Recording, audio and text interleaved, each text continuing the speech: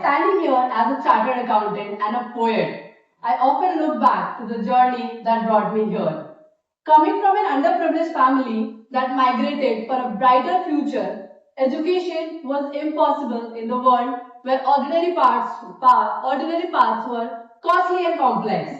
And then my mother got to know about DPS Shiksha came, the very foundation on which I built my premises, the very base, the very first step of my journey, where my life began. I met many mentors, my school, and I call this as my second family, where I have lot many mothers, and some people who are always there to support me. Life was good till the time I was in school because every little thing was funded from school. I had to face no issues. But the difficulty began when I started my graduation. I've done my graduation from Delhi University from Mata Sundari College. So during my college days, the financial condition became more worse. It was difficult even to survive, and at that time, I had only one option, which my father said that we cannot do it further. I had to give up, but then my ikigai, my purpose of being, isn't just to succeed, but to forge my own destiny and live an extraordinary life that did not define and that was completely free from the background I come from or from my limits of my beginning. From there, I sat back and thought, I cannot give up. If I give up, how will I have an extraordinary life? I might get married, have kids, and have that basic life which all other my cousins are having. But then I reached out to Aditi ma'am, asking for help. Ma'am, I want to teach in school, and then she gave me that opportunity. I started teaching as a visiting accounts faculty for Deepa Shiksha Kendra during my college days. So along with my college, my CA inter-examinations and teaching in school, it was more difficult for me to manage things. But happily, I succeeded in my CA inter group 1 in one attempt. Then came the pandemic, COVID 2020, where the whole world was fighting for their lives and everyone faced struggle. I faced another struggle. My father lost his job. And at that time, again, I was in between my career. Intergroup 1 cleared, but Group 2 was still pending. And my exams were approaching, so I had to give up on my teaching because I can survive without a meal. I can survive on a single meal. That was acceptable for me. But giving up on my dream was not acceptable at all. Because I knew only education can help me fuel my dreams. Only education can take me out of this situation where I am. And I don't want it. My future generation to face any problem or struggle which I faced in my life. I wanted my parents to have a life, at least a peaceful life during their old age because they have been struggling throughout their life. With this thing, I came up with another idea. I started selling on Amazon the oxidized junk jewelry to get a passive income so that I'm getting a passive income and my education is not hampered. With that, things started improving. I qualified intermediate exam, then came the articleship period. So as you all might be knowing that C articleship is very difficult. We are supposed to work late hours and then manage our studies with it. It is already a difficult task for a normal crowd, a normal CA student. It was more difficult for me because I have to survive on that stipend of 3,500 per month to 5,000 only. So managing my travel, managing what I eat outside, compromising on things. I would say that there was a situation when I will walk towards the shop to eat something, then come back, oh, this will cost me 50 rupees. I don't have that budget. And today, when I'm a chartered accountant living my dream, I feel so happy that I can walk to any outlet, any food joint, order anything I want to eat, and I can eat. And not only me, I take my families on outings, on a good restaurants. So from articleship period, things went good. My articleship got over, industrial training was over. Then came the final challenge, CA final exams. You know the passing percentage of it? Hardly 2 to 3%. We are supposed to sit and study throughout the day.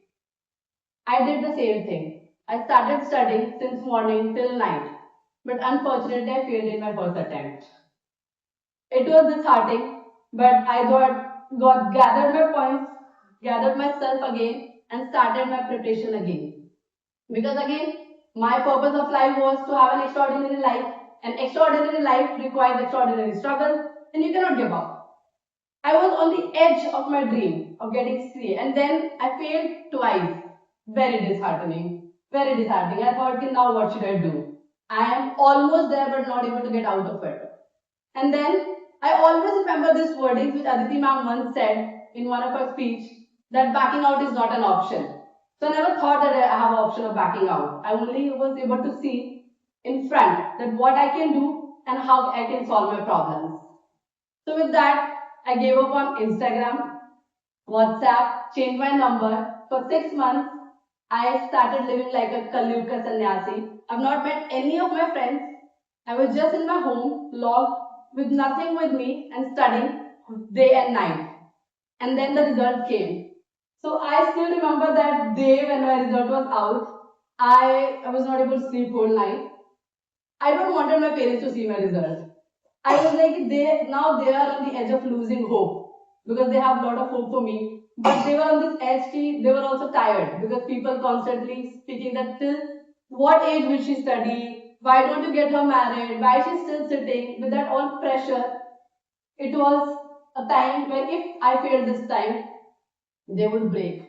You won't believe I decided to lie. I'll say even if I fail, I'll bear the burden but won't tell them that I failed because I don't wanted to see them break down. They have struggled a lot along with me. Result was at 10 a.m. and I told them it's at 2 so that I can see my result first, prepare myself well, and then handle them, how to handle them. So at 10, I entered my number, and this was also the last moment for me. I was shivering. Because if I did not pass, I think I would have given up too. I was so tired giving one attempt, two attempts, three attempts for 1.5 years just sitting and studying, doing nothing. But then I clicked it, it was passed. So the interesting thing is I've told this story to my brother that even if I fail, I won't lie. So first thing I did, I called my father. That Papa, I am a CA now. So I CA ban gayi. And he instantly started crying that now I can say that my daughter is a chartered accountant. I can walk out proudly. And he started crying. Immediately I received call from my brother saying, you're lying early morning. Why? I was like, I'm not lying. I'm literally a CA now. And I showed that result to him. That was the turning point because being the first CA not only in my family, in my bloodline, but being the first CA in my whole village. My whole village celebrated my success. I was getting wish from people I didn't even know who they are, but that was my one of the success. Then the next challenge was again my finding a good job, and right now I am living part of my dream life, I would say, because dreams are always unlimited and I have more dreams to achieve. I'm working in Deloitte, having a good lifestyle, and I own my own car. That was one of my dreams. So, it's like my journey began. I kept on manifesting, looking at people that I want to be like this. I want to be here one day. So whenever I see some girls wearing a good watch, fancy watch and nails and driving through their car, I used to visualize that one day I want this too. So now when I step in my car, hold my steering, I feel so happy and proud that all the struggle, all the pain was worth it. So, like at the end, I just want to give a motivation. This is not end of my journey. I have a lot more to achieve. This is just like I'm in a better state now, but I have a lot more things to achieve. But here, I would give a good message that never ever give up on your dreams. May whatsoever happen. So this quotation is very simple and yet very powerful. Where there is a will, there is a way. I always had this thing that anyhow I have to achieve it, and I got many people to help me through it.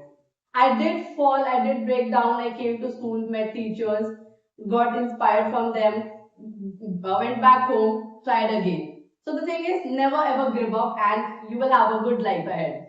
Thank you. When someone asks me to count, like any other person, I always begin with one, two, three, then four. Yet, as five approaches, it feels like the yellow stoplight before the momentum of the queen. By 6 and 7, the anticipation builds. And by 8, it's go time. My body is ready to move, no matter the steps, the song, or the character. I am ready to perform. 1 to 8, then 1 again. That is counting for me. Because these 8 counts were the basis for every choreography I've ever executed. From what you've heard so far, you've probably discerned who I am, a dancer. This is what I've been known as my entire life. But with such a label comes presumptions. She knows how to act, she knows how to portray, she knows how to perform. Don't get me wrong, these assumptions make sense. Look at me, right here, right now, standing on a stage, speaking confidently, I hope, but internally telling myself, don't mess this up. If I really think about it, then everything I'm saying right now might also just be a performance. But in all seriousness, this stage, where I've been performing for over 8 years of my life, reminds me of all the moments I have shared with this platform. To the point where it almost feels like a friend. Someone I can talk to, someone I can confide in, and someone who won't judge me. Well, isn't it paradoxical? The very place that demands performance is where I feel like the truest version of myself. It's a question I've been asking myself for a long time, one that remains unanswered and perhaps always will be. On stage, I'm the happiest I can be. But the moment I step off, it all feels performative, as though none of it is real. And somewhere along the way, I have started to realize that people aren't wrong in assuming that I know how to act. It's just that the acting isn't only on stage. It shows up in conversations I overthink, in my behavior, even with no one around, and in moments where I nod like I understand, but I certainly do not. That is where the performance exists. Or rather, it evolves. By the time I was 5, I was already dancing on stage. By 7, my dancing got criticized. By 10, I started developing insecurities.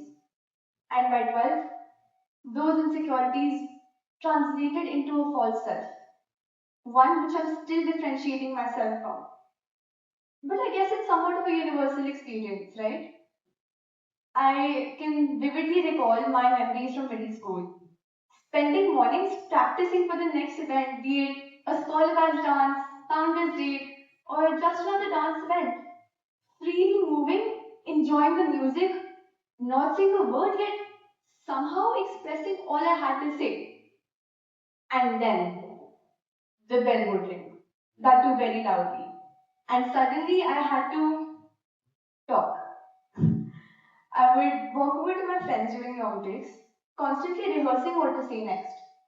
Should I talk about my studies, songs, the weather, or should I just talk about my dance classes because everyone expects me to? Because trust me, small talk is significantly harder than choreography. These seemingly regular days of my life are what helped me realize that who I was outside the studio wasn't Dia. It was a version of Dia that others wanted me to be. In simple words, it was as if I were performing a character that I had never really auditioned for. And that's maybe where everything began to change. Not with a sudden realization or a moment of profound epiphany, but with something very simple, something we all often forget to do: observe. And trust me, once you see it, you cannot unsee it. You start noticing patterns. This isn't me. This is me trying to fit in. This is me overthinking something that frankly no one else is talking about. That is where the realization came. As a teenager, I can positively say that I am no expert on self discovery. You don't have to listen to me. But I do know this much. I barely have next week figured out, yet I know that the one thing that helps me along my journey is my passion, my ikigai. Not because it makes me perfect, not at all, but because it is the one place where I never think, log kya kahenge? But dance for me is only the beginning. I'm still figuring out who I am and who I'll become. Still, I'm optimistic that one day this mask won't need removing. It will just simply fall off. And if one day I truly do find myself, I'll be more than happy to come back and tell you all about it. But I don't believe today is that day. Remember how earlier I mentioned that this entire speech might just be a performance? Maybe to some extent it was. I was completely honest with you, but I still practice this honesty 100 times. I spoke my mind, but I still practice my to pause for dramatic effect. And yes, that one conveniently perfect pause earlier was intentional. However, these next few moments are where I consciously choose to stop performing. I am Dia Soni. I love dancing and I love being on stage. But right now, I am not confident. I'm scared, anxious, and vulnerable. But I'm also a dancer. It's a part of my identity. And that is my truth. For so long, I have been waiting for the count to feel right. One, two, three, holding back till eight. But sometimes you just need to start on five. Confused and offbeat, but still starting when the moment feels right. To add on to the 100 times I went off script today, amidst all the chaos in the morning, I doubted myself like I never had before. I did not think that I could come up on this stage and speak today. The anxiety amplified. But this experience made me realize that life will throw life at you. But all you can do is be yourself, shine, and be scared while doing it, be fearful, but still do it anyways. So, to sort of proclaim my truth, under all these artificial lights today, here I am, the real me. Thank you. I still remember the day I read my 9-year-old self trace the surface of my first canvas. It felt huge in my small hands and too precious to risk wrecking with scribbles. The first word I dared to paint on that blank canvas was a picture of Paris, the city of love. The birds looked like debris in the blue sky. The park looked like anything but a room. And the Eiffel Tower could not match the one in the reference photo. I had given it everything I had time, effort, and hope. But in the end, all I could see was disappointment painted over my dreams. My love for painting never left me.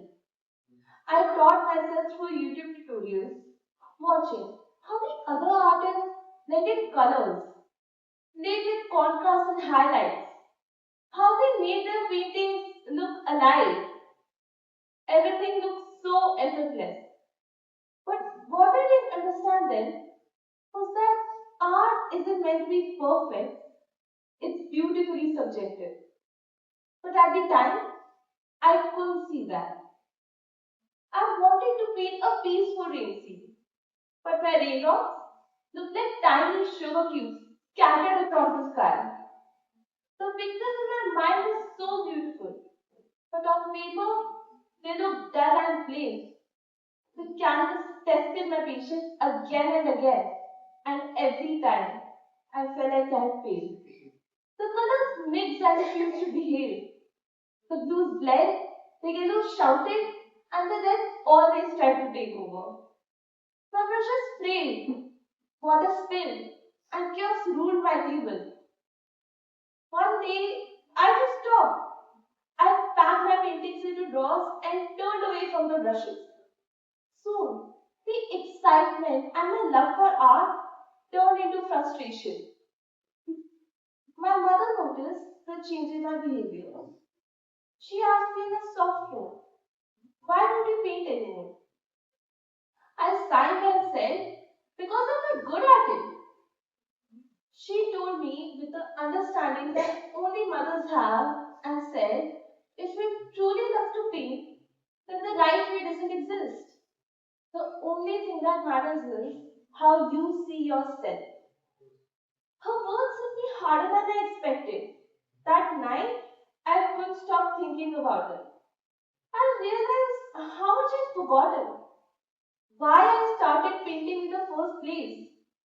It wasn't about being good, it was about the joy of creating something that felt like mine. The next morning, I picked up my brushes and painted again. This time, I threw the colors without thinking. There wasn't a set plan or a number of rules. It was just me, the canvas, and my feelings. Every color seemed to fight for its place, clashing and spilling, yet somehow it felt like it was exactly where it was supposed to be. Now, my hands are all busy little stained with paint. My brushes are worn out, and my table is still messy, like a battlefield of color. My mom still smiles when she sees my art. My dad jokes that the floor suffers more than the canvas, and my friends call some of my pieces catastrophe with confidence. They remind me that perfection isn't the goal, expression is. I have understood that sometimes mistakes create something even more meaningful. And years later, I found it again, hidden in a dusty corner of the house. I turned the canvas over and stared at my little palace sitting there. This time, I didn't hate it because I was finally able to see the effort and courage my younger self had put in creating that painting. And holding that knot little Paris felt like meeting a younger version of myself who had been waiting quietly all these years. And somewhere along the way, I stopped choosing the right way to do things. I'm not the best at it, and maybe I will never be. But I know I want to keep going. Because perfection is just a mirage. Something we chase but never reach. People will always find flaws. But I have stopped letting that define how I see my work. When I look at my paintings now, I see them as a masterpiece. Not because they're perfect, but because they're mine. And when something we love stops being something you have to prove and simply becomes something you choose. After all, as Salvador Dali once said, have no fear of perfection. You'll never reach it. Maybe that's the truth. Perfection was never meant to be reached, only imagined. In every brave, imperfect stroke that dares to exist. Thank you. All in all, it was just bricks in the wall. Roger Waters sang that like a man who had only just seen the damage. Like someone who had realized that he'd been laying bricks his whole life against feeling, against vulnerability, against the terrifying openness of being truly alive. And the tragedy is not that the wall went up. The tragedy is how quietly it happens. How ordinary the mornings are when you stop hearing the music and start tolerating the sound. So today, I want to talk about the thing that keeps tearing it down. I grew up in a house full of sound. Before I understood language, I understood melody. My mother, classically trained in Indian vocals, would begin her practice even before the sun decided to rise. Raga Bhairavi moving through the corridors like incense, like a prayer that didn't need any words. And she wasn't singing at anything. She was singing into something, into that ancient conversation between the human body and the invisible world. And I would just lie there, just let it wash over me, thinking that this is exactly where I was supposed to be. That to me is Ikigai, a feeling quiet, cellular, and irrefutable. telling that this is why you woke up today. And I didn't learn music, I remembered it. And if something that is worth remembering can break down a wall in your own chest, it's worth thinking what else that kind of remembering is capable of. Astonishingly, real walls too. Let's think of a young woman from West Berlin, Ellen Allen, who grew up boxed in the wall itself. She spent her childhood so divided that the street just outside her door simply stopped a few blocks away. On the 9th of November 1989, when that wall finally came down, she and her friends took their bikes and rode straight through the checkpoints, like outlaws being rebels riding into a city that they had never been allowed to see. She wasn't thinking about the wall at that time. She wasn't thinking about anything for that matter. She was there, finally, completely in her own body, in her own mind, in her own life. A couple of years later, she was behind the decks at clubs such as Dresser and Ework. A disused bank vault, by the way, and an abandoned power station, turned into cathedrals of sound. She would later call it its own kind of therapy, calling people every single night, making them sit down, and thinking that this is the escape to the walls built during the day. However, I was never in that room in Berlin, but I had a wall too. Last year, which was smaller, quieter, with no history books written about it. And it took its own kind of baseline to bring it down. Last year was a very tough year for me, both mentally and physically, where every single morning felt like a burden. Every single day felt like things would remain the same no matter what. At one instance of time, I didn't know if things would ever get better.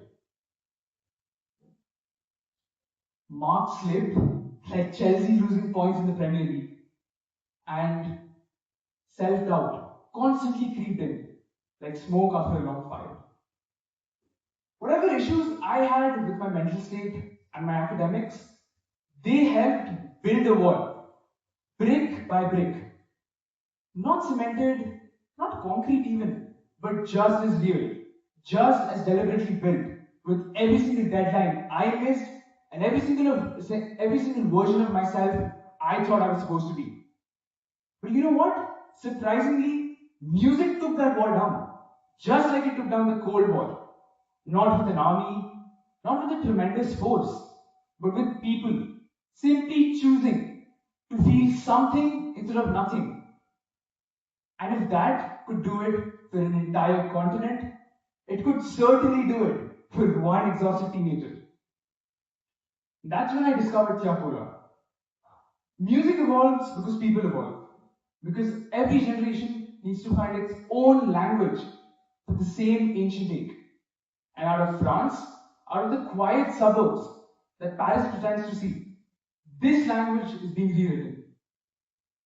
Tiakola sings like someone carrying something for years, confessing. Avant, j'avais pas confiance en moi. Mais là, petit à petit, ça va. Before, it was hard. But later, it's going to be okay.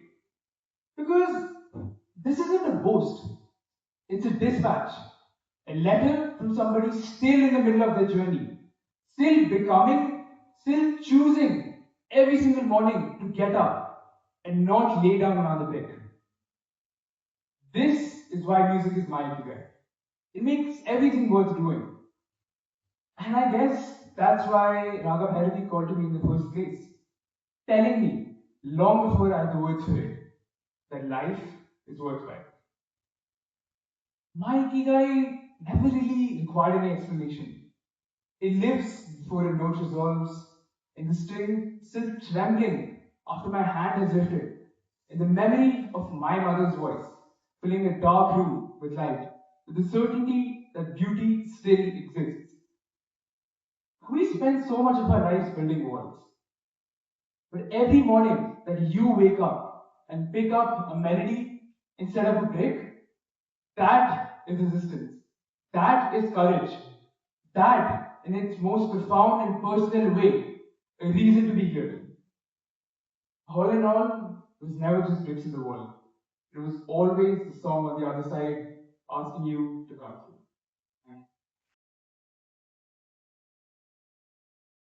Beta, I am proud of you. 5 very simple words, yet they managed to validate all my efforts. My dad had said this to me when everything was just returning back to normal. And somehow, that one line made me feel as if all the efforts were actually worth something. After struggling through almost all of 11th grade, I had finally decided to get my life together. I was studying harder, I was making plans, I was convincing myself that this can be my comeback.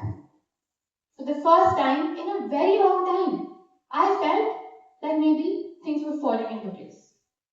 Looking back, I barely recognized that version of myself because just a few weeks later, every single thing changed.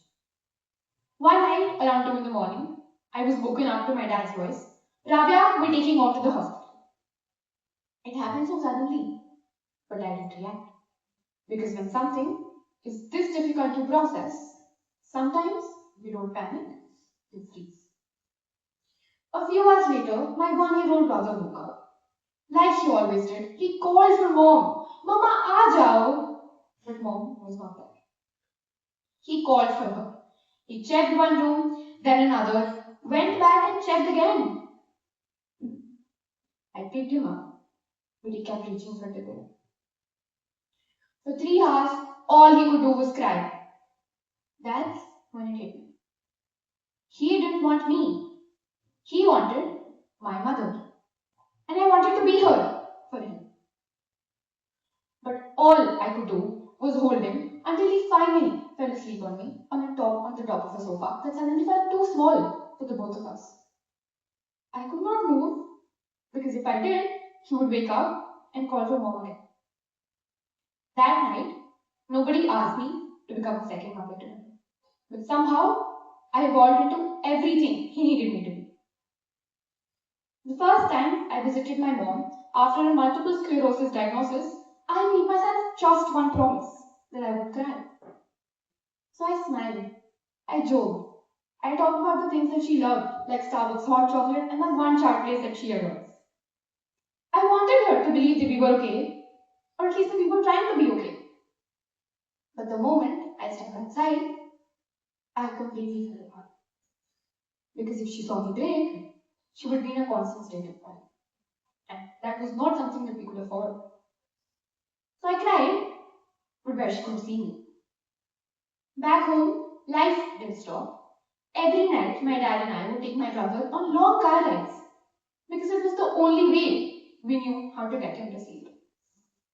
By the end of it, I think we knew every speed breaker in our society personally.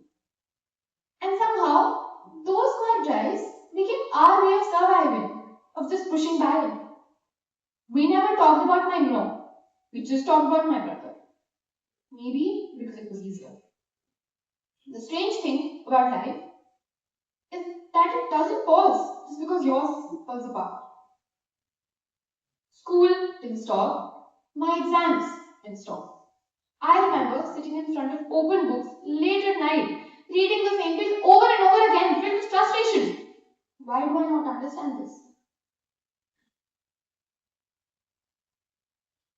It wasn't because I didn't understand it, it was because my mind was somewhere else. But I still kept studying. Not because I was motivated, but because I refused to let one difficult chapter decide the rest of my story. Around the same time, my grandfather sat me down and said, "ए औखे समय में पर गल ए है कि तू इन्हां पार के निकल से." And my grandfather telling me that everything is just going to be alright, all you have to do is face these. Really meant a lot, and it stuck with me. For the first time, I stopped asking, "Why is this happening to me?" and started asking, "What do I do now?" Whenever I felt lost, I simply looked at the people around me. My mother, who kept fighting. My father, who quietly carried more than anyone realized. My grandparents, who knew exactly what I needed to hear.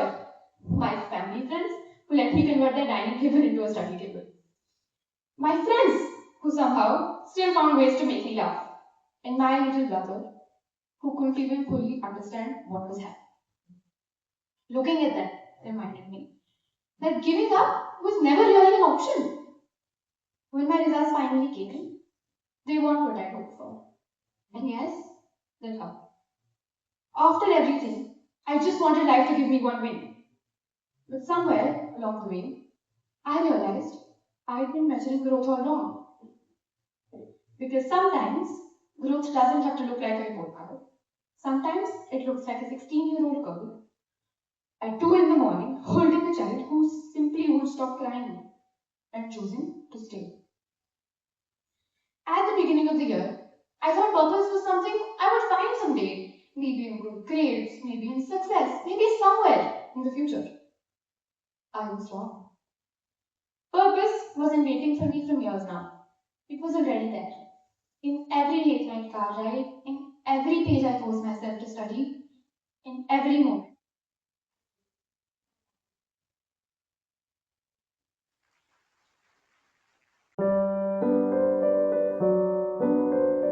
Discomfort, a feeling that sinks its claws deep into you.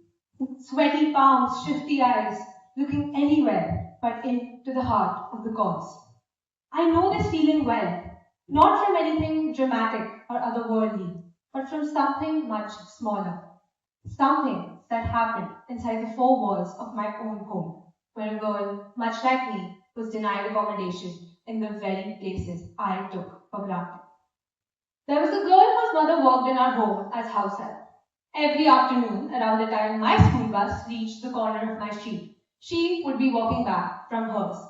She had this habit of humming to herself as she walked, always slightly off key. I did not know her name for the longest time. All I knew was our daily routine, my bus, her walk. Then gradually, she wasn't there anymore. One day, I overheard my grandmother ask her mother, "Beti school nahi jati ab?" Her mother replied, "She had some difficulty with reading, with writing. She tried, but it wasn't for her anymore."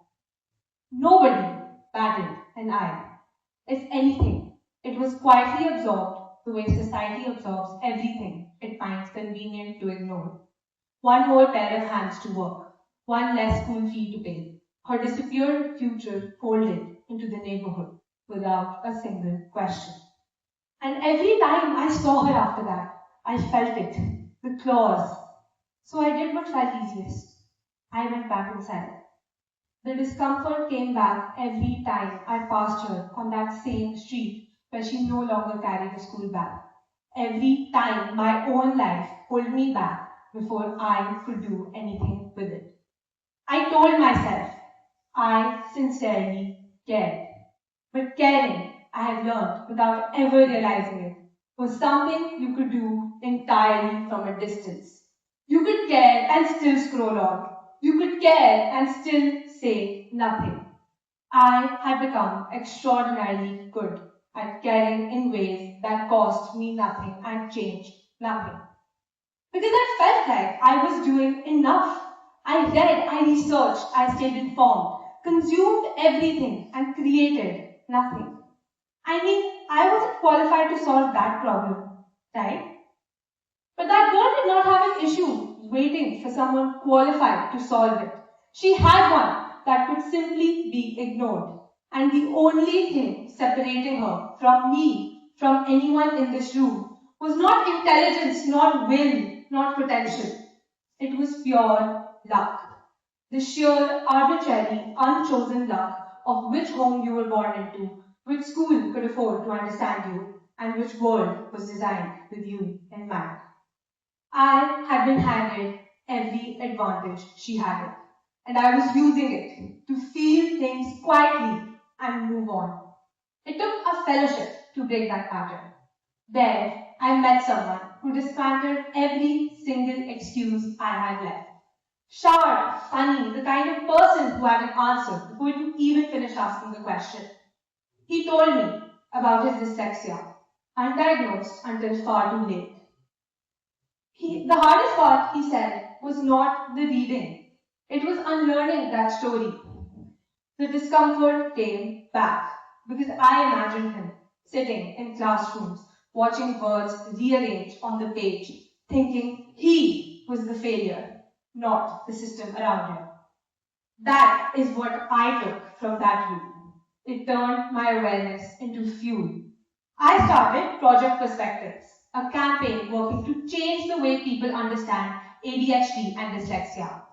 Every single conversation I had with neurodivergent individuals, with professionals in the field, with people carrying late diagnosis in environments that gave them no language for it, every single person who said that this is the first time someone has explained it this way made me realize how much I still didn't know. I left knowing more than what I came in with. But somewhere along the way, in every conversation, I kept hearing that same hum, always slightly off key. So I went back to the girl on my street. I started the Navkrishna Foundation, a non-profit working with underprivileged students in government schools, helping girls in my locality re-enroll and building an experiential curriculum. I went to the school on Saturday mornings for foundational classes with very little certainty that any of it would land. Some weeks it didn't, but some weeks the girl who had been told in every quiet way possible that school wasn't meant for her stayed back after class just to keep talking. Every single thing I built began in that same uncomfortable place, unqualified, unsure, created by nothing more raw than the refusal to keep being comfortable in stillness. Creation is what happens when you stop letting what you know be the end of the story. It just closes the distance, even slightly, between what you know and what you do. And here is the thing, the discomfort does not go away the more you know. In fact, it grows. But that is not a burden, that is a compass. Everyone in this room knows something is wrong somewhere. The question is not whether you feel it, you do. The question is whether you care enough to create something out of it or simply carry it. I still feel the discomfort. Every time I begin something, it is there. Claws in, palms down, the familiar pull towards the easier thing. But the discomfort was never the obstacle. It was always the invitation. The girl on my street is back in school. And I am still walking towards the next door I don't know yet how to open. But I've learned at last lot to walk away from. Thank you.